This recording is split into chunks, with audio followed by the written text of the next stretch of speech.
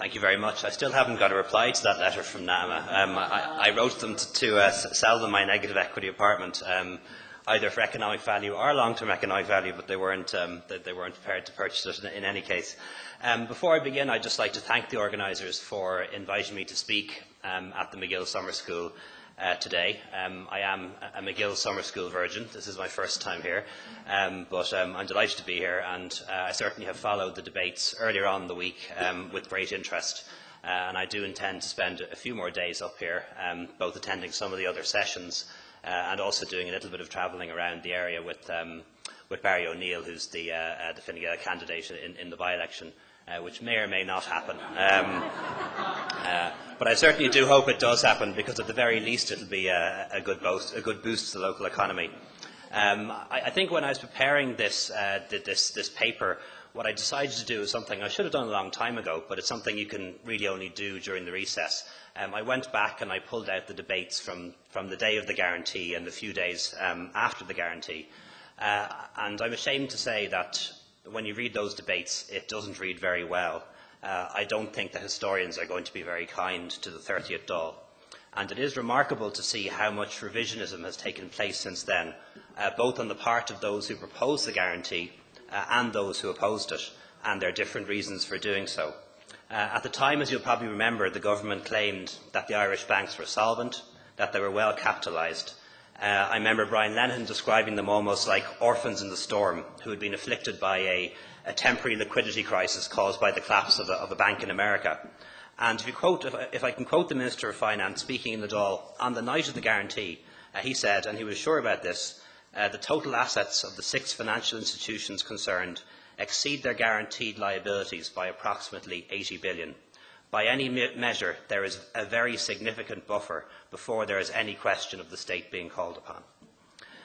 Since then, as we know, many of these assets, and of course in banking assets or loans, have been written down dramatically, in some cases by as much as 78%. And the truth is that our banks at that stage were not well capitalised, and some of them were even insolvent. And what we faced at that stage was not a temporary liquidity crisis, but an unfolding collapse of our financial system. It may well be the case that the cycle started as a liquidity problem in the United States a year or two previously, but certainly by the time of that night, our banks were in serious trouble. And contrary to some well-known commentators who speak on these matters, the government narrative didn't go unchallenged on the floor of the Dáil. On the night of the debate and on the following days, speakers including Richard Bruton, Michael Noonan, Joan Burton, Beverly Flynn, Michael Darcy, Tom Kitt and myself all queried this government idea that there was an 80 billion euro buffer, but we were all brushed off by the Minister at the time, which is why I found it very hard to accept in recent days that in fact David Doyle, the Secretary General of the Department of Finance, was giving those exact same warnings as we were giving in the days before the guarantee. And again in the same speech, the Minister for Finance said, the guarantee is not free, and the taxpayer who ultimately underwrites the support will be remunerated for the value of the support provided. I stress that the provisions we are asking the House to approve are in no way a bailout for the financial system.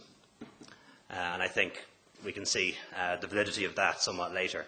On the same day, Brian Cowan went even further. He said the Irish taxpayer will not be held liable in any way for any deficit that might occur in the event of there being a problem.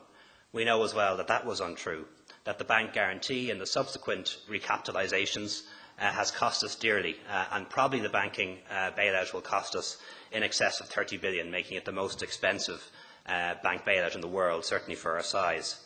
And again, we were told on that same day by Brian Lenihan that the decision was informed by the advice and guidance of the Governor of the Central Bank and the financial regulator. We were not told, however, that contrary advice was given to him in the days before by Merrill Lynch. And indeed, Brian Cowan has kept up this deception in many ways. As recently as May, speaking in DCU, he said, "We know now that grave mistakes were made in the judgment of the capital adequacy of the banks and the assessment of future loan losses.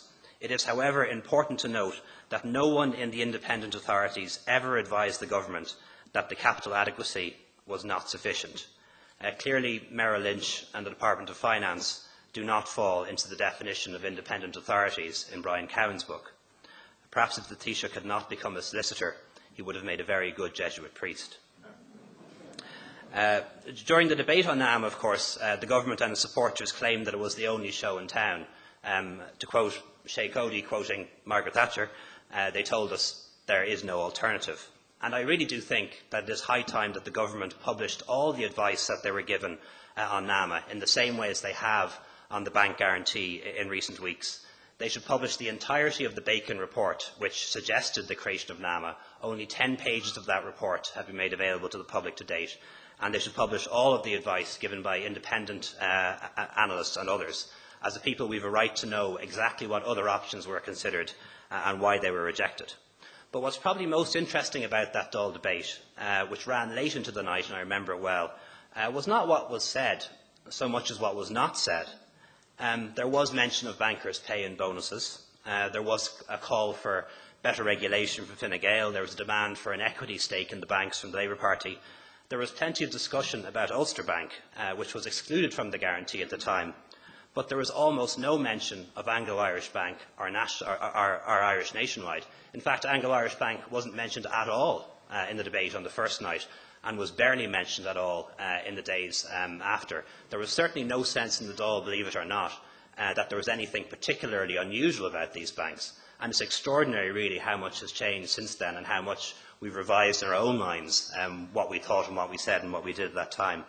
As well, reading through the debate and over those 3 days, the word bondholder was never used once in the 3 days of debates, and nor was there any mention of subordinated debt. So it is extraordinary, really, to look back at those debates and see how much things have changed since then.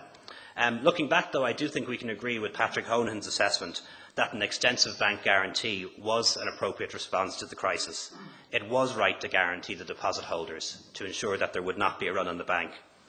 But it was not necessary to cover the subordinated bonds, and I'm unconvinced that it was necessary to cover the existing bondholders. Covering new bondholders would have assured liquidity for the banks and would have exposed the taxpayer to much less risk.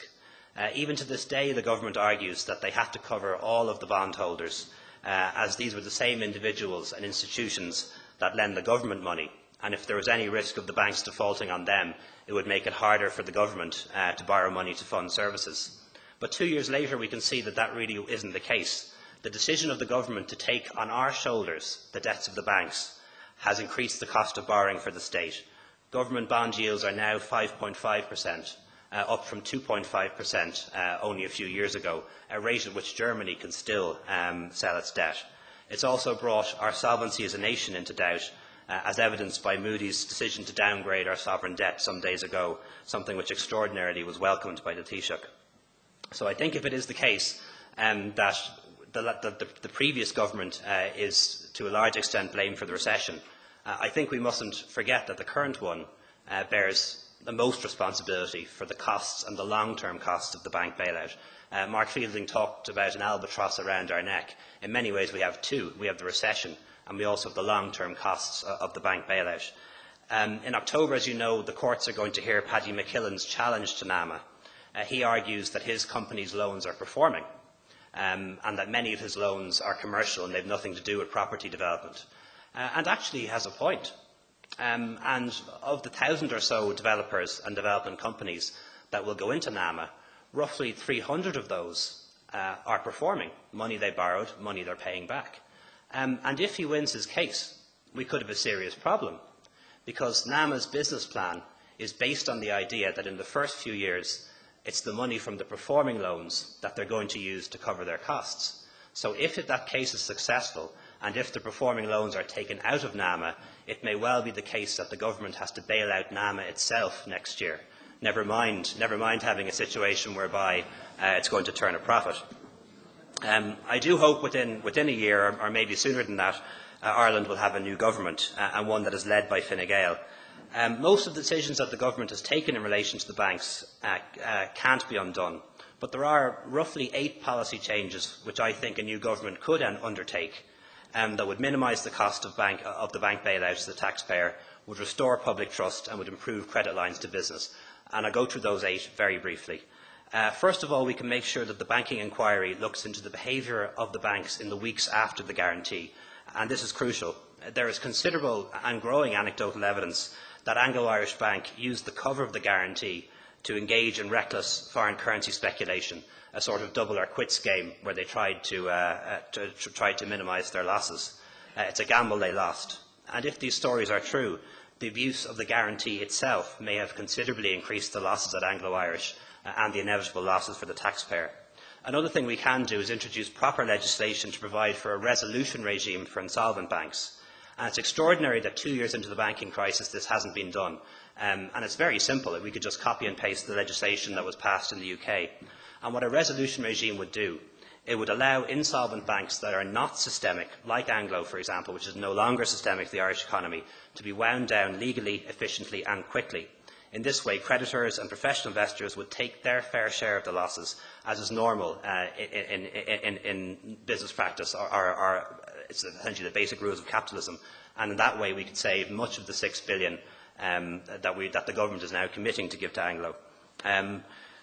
Another thing we don't need to do is extend a blanket guarantee. Certainly from September 30th, we could just extend the guarantee to deposits and new bonds. There's no reason to extend the full guarantee.